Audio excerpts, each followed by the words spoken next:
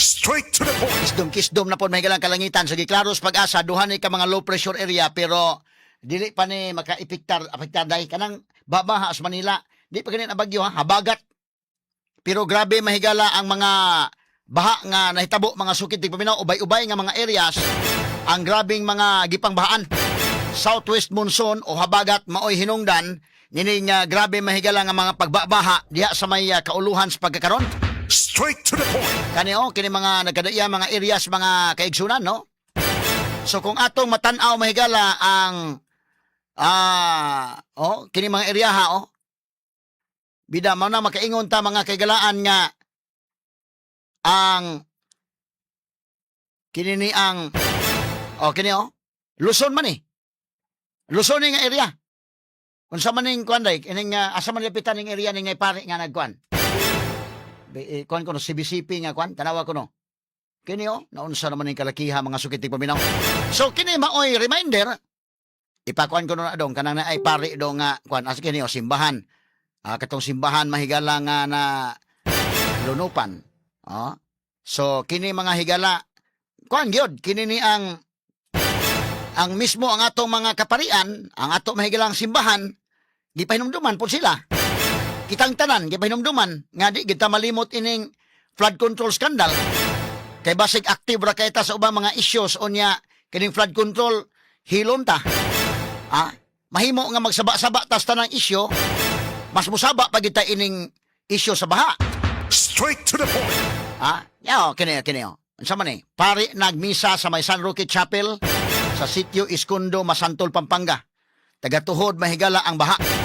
Kani liman kani. Iyang sutana in town mahigala dakong labhonon kini. Mga tao mahigala. Lisura ni kanya ang leptospirosis ani day. Mo na problema de usahay manggod kita mga Pilipino ra ba ato na lang i-enjoy ng baha. Usahay may galaw.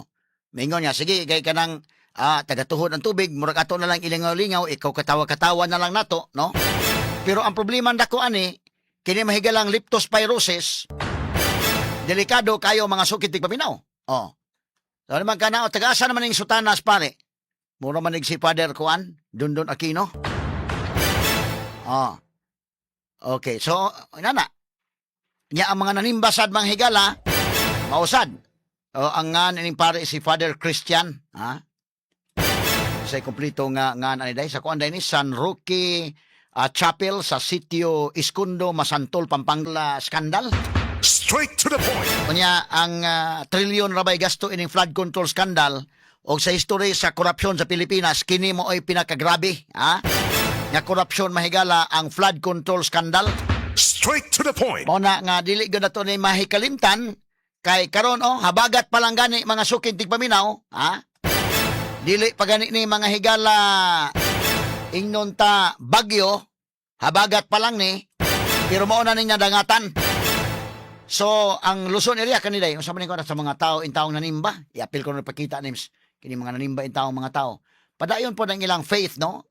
Believe sa ka sa ilang kini ni ang pagtuo nga bahala na may galawa gyud makapugong ang kuan. Nay positive nga aspect sa dani nga atong sabton ba nga wa gyud makapugong ang baha. Wa gyud makapugong mahigala bisa pagtagatuhod pero wa makapugong sa pagtuo sa katawhan nga padayon gyapon ang santos nga misa. Kana nadapita mahigala mo atong sabton nga maayo positibo. Pero sa pikas bahin mayo ang taog makabaong makonsensya sa ang gobyerno ani nga kini mahigalang kwarta ang budget para mahigala sa flood control himo mga higalang tuan na sod sa malita o tuan na sod sa mga bulsa mo ni mahigala ang nahitabo, no? Straight to the point. Ato ning tagag pagtagad mga sukit tigpaminaw unya kini ni ang katawanan ani ato lang iagi katawa unya na lang siguro to ipabati dong names pero paunahan ko na lang ang mga tao kaya itong isgutan ng taod sad gawa sa impeachment katong isgutan mabitin mo ko tag-isgot ako nang isgutan daan ang si Congressman kining Benny Abante unya na lang ito ipakita ang video names kay murag makuan man tama apiki man ta sa oras ini pero si Congressman Benny Abante siya mo'y congressman mahigala sa Manila, no? Manila Representative Benny Abante, napildi ni siya day. Pastor kini, niya napildi ni siya mga higala. Ipakita lang ko nung naong ni Abante nung. Misag gananaong lang siguro.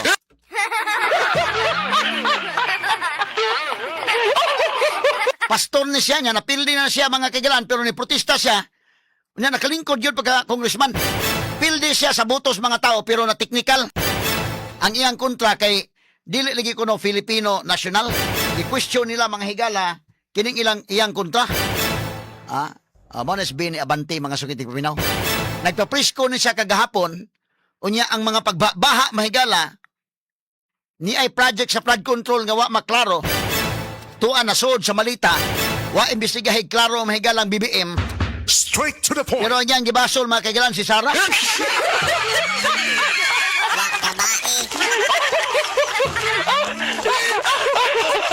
Gutan na mahigala pero api kita sa oras o niya na nagbalik nato katawanan sa ninyang priskon mga sukit ti paminaw. Sara Duterte mo inyo iyang gibasol. Wa gyud bisa gamay pagbasol mahigala ni BBM o way gamay pagbasol sa mga congressman. Mana makaingon ko pwede din ang buhaton sa usa ka pastor na no.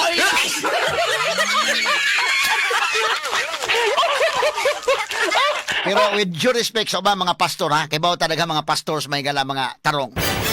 Nga maayo mga sukit di paminaw. Pero kaya sa Abante unsa ka niya na pag una-una ba unsa kanya pagtimbang-timbang ano nga kining pagbaha mga sukit di paminaw ay ang gibasol si Sara man. Ang problema ay karon ngin saad na bas BBM nga by next year, ha? Ni saad nga mag-release og rocket sa kahanginan. Wa pa magani maka-release sa national ID, mag-release na ba hinuog rocket?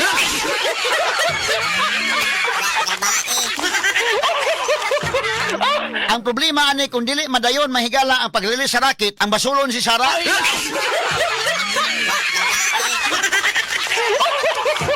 Pero niya tataod na lang na to isgutan na sa impeachment kaya napikita sa oras. Pagbalik na lang nato mga sukitig paminaw standby.